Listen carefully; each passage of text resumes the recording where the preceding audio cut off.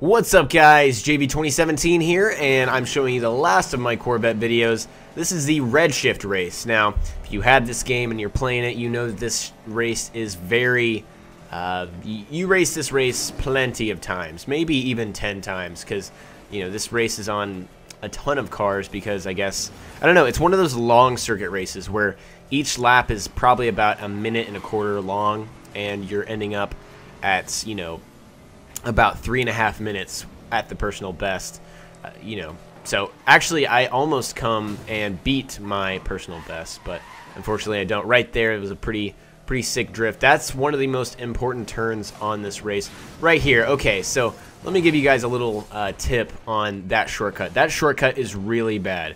I can tell you personally that more times than not I use that shortcut and crash. So I don't know. I was thinking, oh, maybe it's better if you use it with heavier cars, or better if you use it with lighter cars. And I just kind of realized that all kinds of cars don't use that shortcut. Maybe the Land Rover or the Ford Raptor, but I don't even know why you want to use those cars.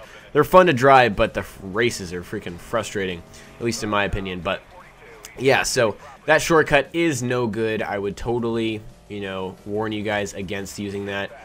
Sure, the AI might be able to hit it, but you've got plenty of time in a circuit race. You know, when the races are longer than 3 minutes, you have so much time to make up for lost ground and, you know, come back in the lead and, you know, basically right your wrongs, I guess. That sounds like philosophical or like some kind of lesson to be learned, but this is just a racing game. So let's just say make up for lost ground in the race. But anyways, going through our first lap here. Okay, so this roadblock right here, I don't know why. My tendency right there, as you can tell, is to slow down in front of a roadblock, and then I realize, hey, I'm in a car that's able to just go right through roadblocks. If your car is heavy enough, you're able to just blow right through the roadblocks. And yeah, so it's pretty important before you're, you know, right when a race starts, and if you can tell that there's going to be some police involvement, which I'd say half of the races have police in them chasing you or having roadblocks, and half of them don't.